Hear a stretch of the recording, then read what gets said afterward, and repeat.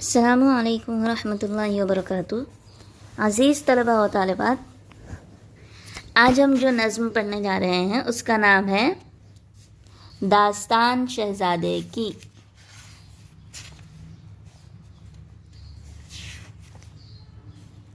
داستان شہزادے کے غائب ہونے کی اس کا نام ہے۔ تو ان کے جو شاعر ہیں ان کا نام ہے میر غلام حسن۔ دوسرا حسن جو ہے وہ ان کا تخلص ہے۔ تو ان کی پیدائش 1738 میں ہوئی اور وفات 1786 میں ہوئی۔ تو دیکھیے ان کا تعارف جان لیتے ہیں۔ میر حسن کے خاندان کے لوگ ایران سے آ کر دلی میں بس گئے تھے۔ اس خاندان نے اردو زبان و ادب کی بیش بہا خدمات انجام دیں۔ میر حسن کے خاندان کے جو لوگ تھے وہ ایران سے دلی میں آ کر بس گئے تھے، ایرانی تھے، وہاں سے دلی میں آ گئے تھے، اور ان کا جو پورا خاندان تھا، پورے خاندان نے اردو زبان و ادب میں بہت ہی کام کیا، اردو کے لیے بہت ہی خدمات انجام دیں۔ میر حسن کے والد غلام حسین زاہک اچھے شاعر تھے۔ میر حسن کے جو والد تھے ان کا نام تھا غلام حسین زاہک، ان کا تخلص تھا، وہ بھی ایک بہت اچھے شاعر تھے۔ ان کے بیٹے میر خلیق اور ان کے پوتے میر انیس نے اردو شاعری میں مرثیہ گوئی کی نئی راہیں نکالی ہیں۔ تو ان کے جو دوسرے بیٹے تھے اور ان کے جو پوتے تھے انہوں نے بھی یہ شعر و شاعری، اچھے شاعر تھے، اس میں بہت ہی کام کیا ہے انہوں نے۔ میر حسن کچھ دنوں تک میر درد کے شاگرد رہے۔ میر جو ہیں ان کے بہت بڑے شاعر ہیں، تو میر حسن کچھ دنوں تک ان کے شاگرد رہے، اور پھر جب دلی سے بہت لوگوں کا تعلق ٹوٹا تو میر حسن کے والد بھی فیض آباد چلے گئے، وہاں سے لکھنؤ پہنچے اور وہیں پر ان کا انتقال ہو گیا۔ میر حسن نے غزلیں بھی لکھی ہیں، لیکن ان کی شہرت کا دار و مدار ان کی مثنوی سحر البیان پر ہے۔ میر حسن نے بہت ساری غزلیں بھی لکھی ہیں، لیکن جس سے وہ مشہور ہوئے ہیں وہ ہے مثنوی، اور جس کا نام ہے سحر البیان۔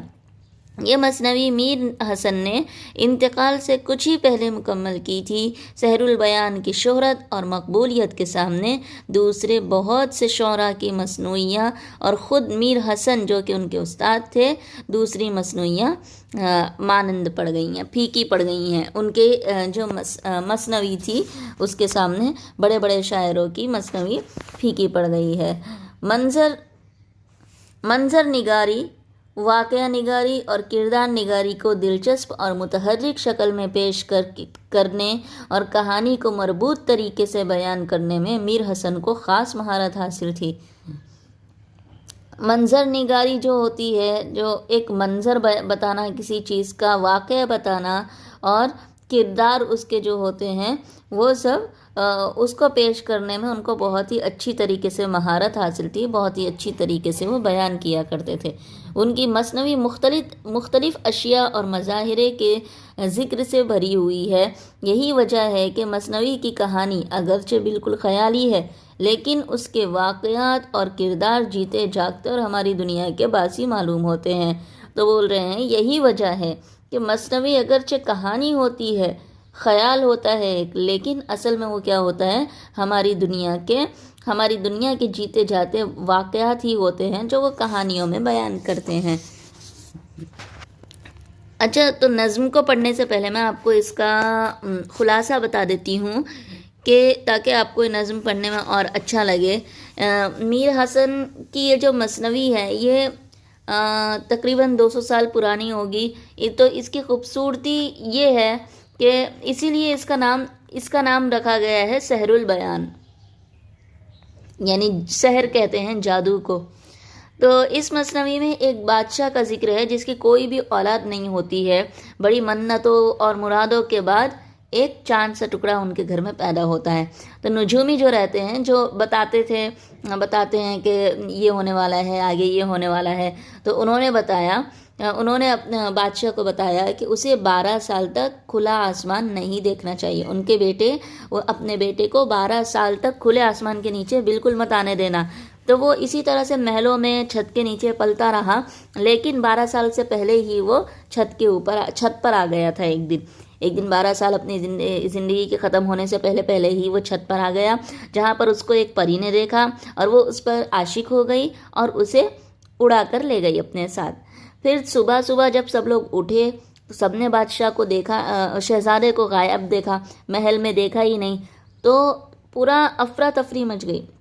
ماں باپ کا روتے روتے برا حال ہو گیا تھا، کیونکہ ایک ہی بیٹا تھا، اور شہزادے کی جو منگیتر تھی جس سے اس کی شادی ہونے والی تھی، بدر منیر، اس کا بھی بہت برا حال ہو گیا تھا۔ اس کی ایک سہیلی تھی وزیر زادی جس کا نام تھا نجم النساء، جو بہت ہی بری طرح سے اس کو ہر جگہ ڈھونڈ رہی تھی، اور آخرکار بہت زیادہ کوششوں کے بعد، دشواریوں کے بعد شہزادہ واپس ملتا ہے، اور پھر بعد میں اس کی اور اس کی منگیتر جو تھی دونوں کی شادی ہوتی ہے، اور سب خوشی رہنے لگتے ہیں۔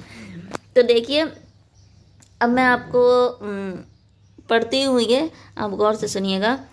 یہاں کا تو قصہ میں چھوڑوں یہاں، ذرا اب سنو غم زدوں کا بیاں، کروں حال ہجرا زدوں کا رقم، کہ گزرا جدائی سے کیا ان پہ غم، کھلی آنکھ جو ایک کی وہاں کہیں، تو دیکھا کہ وہ شاہزادہ نہیں، نہ ہے وہ پلنگ اور نہ وہ ماہرو، نہ وہ گل ہے اس جا نہ وہ اس کی بو، نہ ہے وہ پلنگ اور نہ وہ ماہرو، نہ وہ گل ہے اس جا نہ وہ اس کی بو، رہی دیکھ یہ حال حیران کار، کہ یہ کیا ہوا ہائے پروردگار۔ تو ساتھ ہی ساتھ ہم اس کی تشریح بھی دیکھتے جاتے ہیں، اس کو سمجھتے بھی جاتے ہیں۔ شاعر بول رہے ہیں کہ یہاں کا قصہ تو میں یہیں پر چھوڑ دیتا ہوں، اب چلو آگے چلتے ہیں، ذرا غم زدوں کا حال بیان کرتے ہیں۔ تو اس کی جدائی کے مارے، ان کی جدائی کے ماروں کا حال لکھتا ہوں میں، کہ لوگوں کی جو یہ ہے شہزادہ ہے، اس کی جدائی میں لوگوں پر کیا حال ہو رہا ہے، وہ کس طرح غم نے ڈوبے ہوئے ہیں۔ جب ایک کنیز ہوتی ہے، کنیز کہتے ہیں نوکرانی کو، تو جب ایک کنیز کی آنکھ کھلی تو اس نے شہزادے کو دیکھا، ادھر ادھر دیکھا اور شہزادے کو نہیں پایا، شہزادہ غائب ہے، تو نہ تو وہ چاند سا چہرہ ہے یعنی شہزادہ، اور نہ ہی اس کا پلنگ وہاں پر ہے، نہ وہ شہزادے کی، نہ وہ پھول بول رہے ہیں شہزادے کو، تو نہ ہی وہ شہزادہ یعنی پھول وہاں پر ہے، اور نہ ہی اس کے جسم کی خوشبو آ رہی ہے۔ تو یہ دیکھ کر وہ بہت حیرت میں پڑ گئی اور بولنے لگی کہ ہائے پروردگار، یہ کیا ہو گیا، ایسا کہہ کر وہ افسوس کرنے لگی۔ کوئی دیکھ یہ حال رونے لگی، کوئی غم سے جی اپنا کھونے لگی،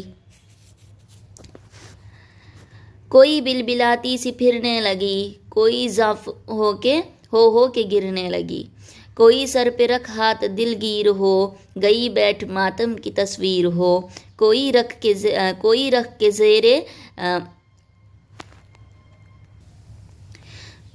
کے زیرے زخدہ چھڑی، رہی نرگسا سا کھڑی کی کھڑی، رہی کوئی انگلی کو دانتوں میں داب، کسی نے کہا گھر ہوا یہ خراب، کسی نے دیے کھول سنبل سے بال، پتانچوں سے جوں گل کیے سرخ گال، نہ بن آئی کچھ ان کو اس کے سوا، کہ کہیے یہ احوال اب شہ سے جا۔ تو یہاں پر کہہ رہے ہیں کہ شہزادے کے غائب ہونے سے پورے محل میں ہلچل مچ گئی، اور کنیزیں جو تھیں وہ ادھر ادھر گھبرائی ہوئی پھرنے لگی، تو کوئی یہ حال دیکھ کر ایک دم سکتے میں آ گئے تھے سب، کوئی یہ حال دیکھ کر غم سے نڈھال ہو گیا، کوئی بلبلانے لگا، بلبلاتے ہوئے ادھر ادھر پھرنے لگی، بھاگنے لگی، کوئی کمزوری سے گرنے لگی، ایک دم دیکھ کر اس کو چکر آ گئے، سمجھ میں نہیں آیا، کمزور ہو گئی، ادھر ادھر گرنے لگی، اور کسی نے ٹینشن میں آ کر غمگین ہو کر اپنے ہاتھ کو سر پر رکھ لیا، اور گویا کہ وہ وہیں پہ تصویر کی تصویر ایک مجسم بن کر کھڑی ہو گئی، کسی نے اپنی ٹھوڑی کے نیچے چھڑی لگا لی اور کوئی یوں ہی کھڑی کی کھڑی رہ گئی، کسی نے حیرت سے دانتوں میں انگلیاں دبا لیں، اور کسی نے بال کھول ڈالے، اور کوئی اپنے گالوں پر خود ہی تماچا مارنے لگا، جس سے اس کے گال لال ہو گئے. تو بول رہے ہیں کہ اب اس کے سوا کوئی چارہ نہیں ہے کہ تمام ماجرا جو ہے وہ بادشاہ کو جا کر سنا دیا جائے.